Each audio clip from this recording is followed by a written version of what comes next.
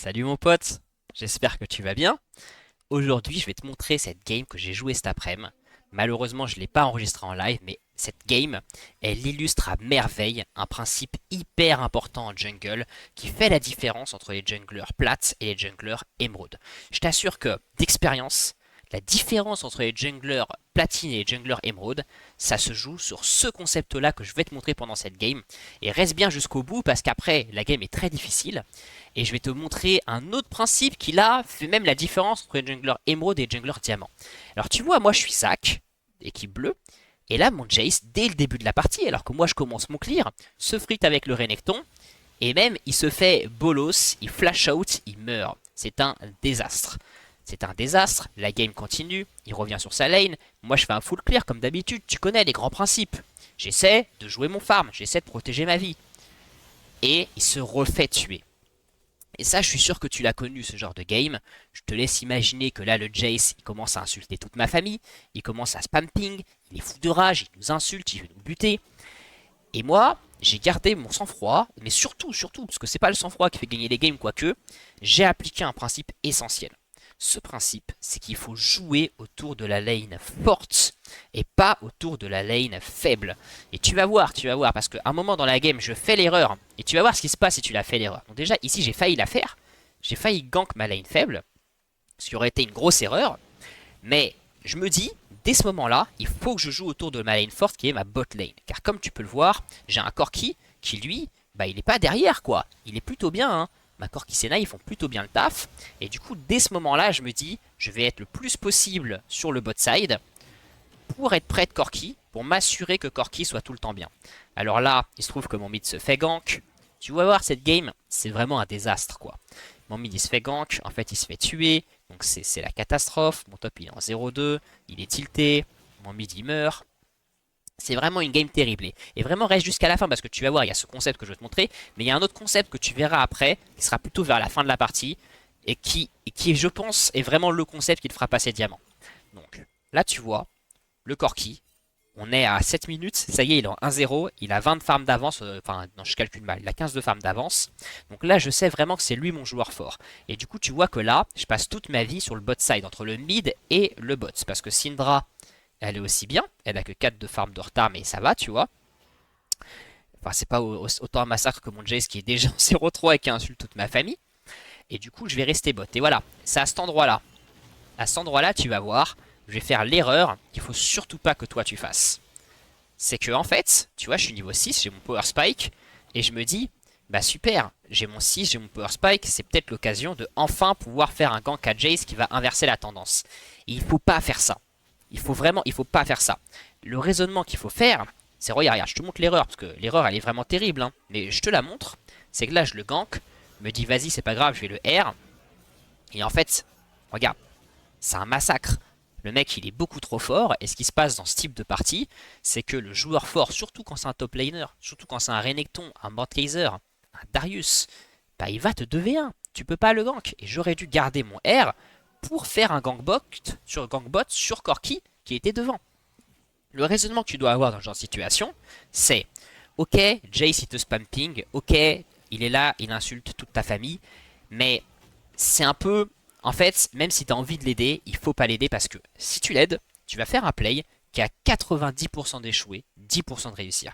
Dans le 10% où tu réussis, effectivement, tu es bien, mais dans le 90% où tu échoues, toi, tu passes derrière. Parce que tu peux le voir que là, j'ai 0 mort. Hein. J'applique les grands principes. Principe 1, défendre sa vie. Principe 2, farm. Principe 3, jouer les objectifs. J'applique les grands principes et grâce aux grands principes, je suis pas derrière dans la partie. Si je mourais en top, là, je serais passé derrière. Tu vois? Et par contre, à l'inverse, si je gank bot, mes gank bots, eux, ils ont 90% de réussir, parce que Corki est fort, et 10% de rater. Effectivement, si je rate, c'est un désastre, mais c'est 90%. Ça sécurise la game. Et là, tu vois que ce que je fais, c'est que je passe ma vie sur Corki. Je reste à côté, pour être sûr que quand Corki se fait gank, je suis là pour intervenir, tu vois. Je sais pas si t'as vu, tu pourras remettre un peu dans la vidéo, mais Corki s'est fait gank, j'étais à côté, je l'ai vu, j'interviens. Là, je vois que Corki, il nous fait une dinguerie.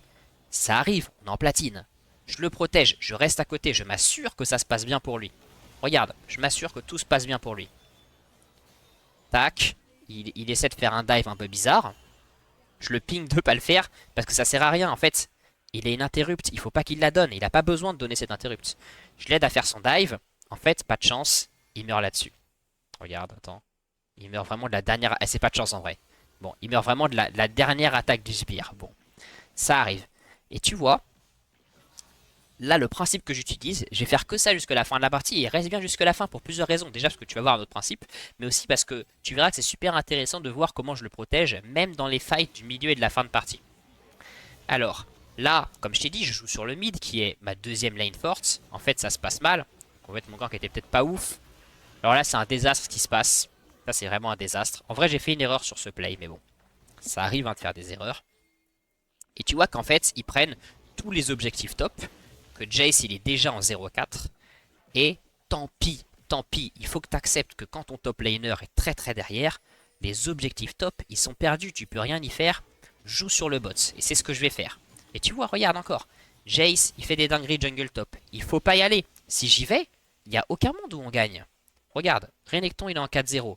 Le Udyr, il est devant moi. Il est devant moi parce qu'il a largement une meilleure game, parce que son top side est complètement sécurisé. Il a pu prendre tous les objectifs top, même son mid. Il gagne. Bon là, il gagne moins, mais au début, il gagnait son mid. Le 2v2, il n'y a aucun monde où on le gagne. Qu'est-ce qu'il faut se dire? Il faut voir le verre à moitié plein. Mon verre à moitié plein, c'est que mon Corki gagne. Ma bot lane est forte. Donc je peux prendre les objectifs bots. Je prends le Drake qui est sécurisé, parce que Corki est fort. Et en plus, je peux intervenir si Corki il lui arrive des noises. Ce qui est le cas, là, il lui arrive des noises. J'arrive, je le protège. C'est mon gars sûr. Tac. Tu vois, regarde. On a vu à l'instant, enfin je sais pas si t'as vu, mais Udyr, il a essayé de stun mon Corki. Je lui ai foncé dessus. Je lui ai foncé dessus direct. Alors là, il se trouve qu'en fait, on se retrouve en 4v3. Udyr et Corki étaient mal positionnés. Il meurt. C'est la vie. Il faut pas se tilter pour ça. On est là pour chiller, je te l'ai déjà dit. C'est la vie.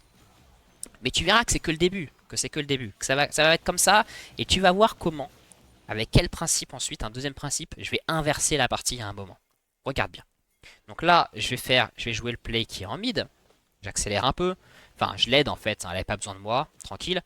Là, je prends surtout pas l'Herald. Je prends pas l'Herald. Le topside est mort. Jace, Renekton est beaucoup trop fort, il va contester. Tu vois que Jace commence à faire ma jungle. Donc vraiment le mec, non seulement il a feed depuis le début de la game, comme pas possible, il est déjà en 0-5. Et en plus il me prend ma jungle pour être sûr que moi aussi je sois derrière comme lui. Et pour vraiment s'assurer qu'on perde la game. Mais je reste chill, je garde en tête quelle est ma priorité. Ma priorité c'est de protéger Corki. Là tu vois, regarde, Corki fight, j'arrive directement. J'arrive directement, je laisse pas passer ça. Je reste dans le coin, je reste à côté, je m'assure que tout va bien pour lui. Corki recall, ok, je vais en mid, pas de souci. Et là tu verras que c'est là que ça va devenir très intéressant, là qu'on va arriver en mid game. Donc regarde, là j'essaie de jouer ma jungle, c'est très risqué hein, ce que je fais là. Parce que là Renekton aurait pu venir, mais je sais que je peux m'enfuir, donc ça va. Parce que tu sais, je joue Zac, je sais pas si j'ai mon flash, non je l'ai pas, mais avec le E de Zac tu peux t'enfuir très facilement. Corki a des noises en mid, évidemment, mon gars sûr Corki, je vais l'aider. Tu vois, je prépare mon E, paf, direct. À chaque fois c'est comme ça. À chaque fois ce que je fais c'est que je regarde qui attaque Corki. J'attends que le mec attaque Corki. Quand il attaque Corki, je me jette sur lui. Et ça continue comme ça, tu vois. La Corki, en vrai, bon, il me doit un peu la vie, tu vois. Et ça va être comme ça toute la partie. Bon, là, j'essaie de l'aider. Paf, faire un play. Bon, pas très intéressant comme play. Et là, tu vas voir, c'est bientôt, il va se passer un truc, une dinguerie. Je prends ma jungle, j'essaie de rester devant. Toujours un œil sur Corki. Je m'assure Corki va bien. Et tu vois, c'est moi qui ping les objectifs comme un fou. Parce que, troisième principe, tu connais, on joue les objectifs. Surtout qu'en l'occurrence, les Drake, vu que ma botlane est devant, je peux tous les jouer. Donc je veux tous les jouer. Car c'est l'assurance pour moi de remonter. Et là, regarde. Là, t'as la vision des bleus. On a vu Renekton en fait sur la ward. Bon, tu l'as pas vu, mais tu vois, il y a une ward là. On a vu Renekton. Regarde ce que je fais. Je me cache en dehors de la vision. J'attends ici, je me dis, j'attends qu'il attaque Corki. Et je vais sauver la vie de Corki. Regarde. Il arrive, paf, j'arrive directement sur lui. Je mets tout mon combo. Je m'assure que je donne de l'espace à mon Corki. Que tout va bien. Paf, tu vois, je ressaute dans le tas. Je m'assure que Corki soit en sécurité, qu'il puisse lancer ses spells, qu'il puisse tout faire sans prendre de dégâts. Et tu vois, ça fait déjà 3, 4, 5, 6 fights que je fais ça, que je m'acharne là-dessus sur ce principe. On a gagné la fight, tu connais les grands principes. La team adverse conteste l'objectif. Une fois qu'on l'a battu, on prend l'objectif. Donc je fais ça, j'applique ça. Je prends l'objectif. Tranquille. Après l'objectif, plus besoin de ce fight. Et là, ça devient intéressant parce que c'est là que je vais appliquer un deuxième principe qui, ça c'est plutôt une fois que tu seras émeraude, c'est ça qui va faire la différence dans tes games. Tu verras parce que moi j'ai beaucoup joué en émeraude. C'est souvent comme ça que ça se passe. Ça se passe autour du baron. Le baron, c'est l'objectif le plus fort du jeu. Le baron, c'est l'objectif qui fait prendre des tours, c'est à ça qui sert. Et les tours, c'est ça qui fait gagner la partie. Et tu vas voir, regarde bien. Là, comme d'habitude, mon Corki se fait attaquer. Tu vois que mon réflexe, c'est, je te l'ai dit, je saute sur le gars qui attaque Corki. Je donne tout pour protéger mon pote. Tac, je donne tout. Et là, alors ça, c'est vraiment... je te ferai un guide passer diamant, mais ça, c'est vraiment le truc qui fait passer diamant. C'est dans ce genre de moment. Est-ce que t'as capté? Je pense que t'as capté parce que je t'ai spoil tout à l'heure. On voit Udyr bot.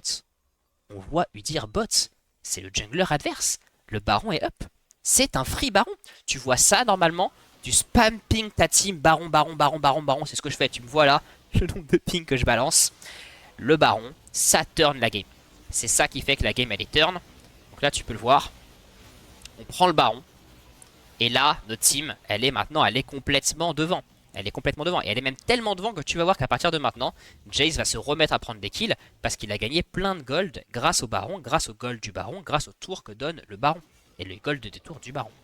Et pour moi, dans ma tête, toujours le même objectif. Je continue à me dire, le but c'est Corki, le but c'est Corki. Le Jayce, on s'en fiche. Donc là, Corki il est en mid. Moi je prends mon farm, ensuite je vais venir le soutenir directement, tu vois.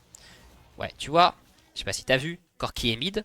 Moi je me mets là. J'agresse les gens qui sont en mid pour protéger mon Corki. Toujours ce principe. Et tu vois que la game, on est parti de très très loin. Hein. On était vraiment sur une game FF, ma team voulait FF.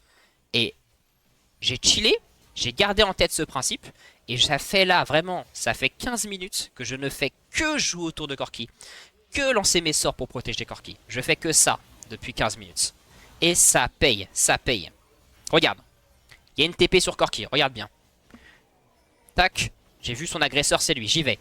Là, l'agresseur, c'est Renekton. Je danse tout sur Renekton. Mais en fait, c'est Udyr. Regarde bien. Paf, je E sur Udyr.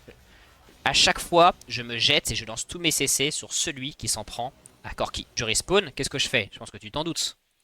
Je fais quoi? Je joue l'objectif. L'objectif, il est up, je joue l'objectif. Si tu regardes mes vidéos grand principe, là aussi, tu sais ce que je fais, je pense. La team adverse conteste l'objectif, je fight la team adverse. Comme je t'avais dit, dans LoL, les kills, c'est pas la priorité. Par contre, si la team adverse défend un objectif, là, ça devient la priorité. Donc je vais fight. Et ainsi de suite. Je joue l'objectif. L'objectif est sécurisé. Voilà, il est sécurisé. Et tu vas voir, là, alors là. À ton avis, il faut faire quoi à ce moment-là de la partie? Je te laisse réfléchir, je te laisse quelques secondes. Il faut jouer le baron. L'objectif, c'est le baron. À ce moment-là, ma team est devant. Si tu veux finir la game, ce qu'il faut faire, c'est prendre le baron. Ce qu'il ne faut pas faire, à l'inverse, c'est tous aller top pour finir la game. Ça, ce serait la pire chose. Parce qu'en fait, il n'y a pas d'objectif à prendre en top. On va juste se retrouver ici, fight, et on n'est même pas sûr de gagner. Alors que là, le baron, on est quasiment sûr de l'avoir si on le force. Et c'est ce que je vais faire, regarde bien. Attends, si j'arrive à revenir sur mon perso. En fait, là, tu peux le voir, je spam ping le baron dès maintenant, dès 20 secondes, dès 30 secondes avant le spawn, pour vraiment, et je rejoins pas ma team, pour vraiment que ma team ait en tête, on joue le baron là, on joue le baron, on joue le baron. Et on fait le baron au spawn. Et là, la game, elle est sécure. Ça y est, ma team, elle a 10 000 gold d'avance, et la game, elle est sécure grâce à ces deux principes. Ces deux principes qui je t'assure, feront la différence dans tes games, et t'aideront à passer émeraude et même diamant. Jouer le baron, c'est ça la grosse différence entre le émeraude et le diamant. Je le vois parce que j'ai beaucoup joué en émeraude. En émeraude, les joueurs souvent veulent finir, ils veulent forcer la fin de la partie au lieu de jouer le baron. Alors que le baron, ça t'assure une victoire tranquille. C'est un peu la même chose que je t'ai dit tout à l'heure. Forcer la victoire tout à l'heure, ça aurait été forcer une victoire à 20% et 80% d'échecs et on aurait perdu le baron en cas d'échec. Alors qu'on avait le baron qui était dispo, on était sûr à 80% de l'avoir. Dans le 20% où on l'avait pas, bon bah c'est tant pis, mais c'est quand même 80% de l'avoir.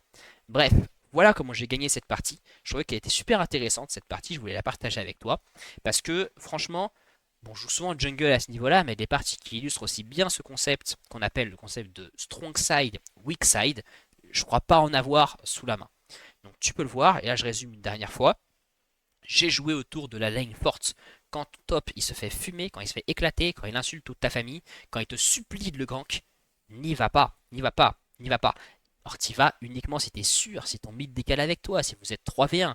Mais sinon, dans ce genre de moment, il faut que tu restes autour de ta lane forte pour l'aider à carry. Le deuxième principe dans cette vidéo qui m'a permis de transformer ensuite mon lead et de le convertir en une victoire, c'est de jouer les barons Nashor. Le baron est l'objectif le plus fort du jeu. Si tu joues le baron, tu monteras diamant. Allez sur ce, salut, à la prochaine.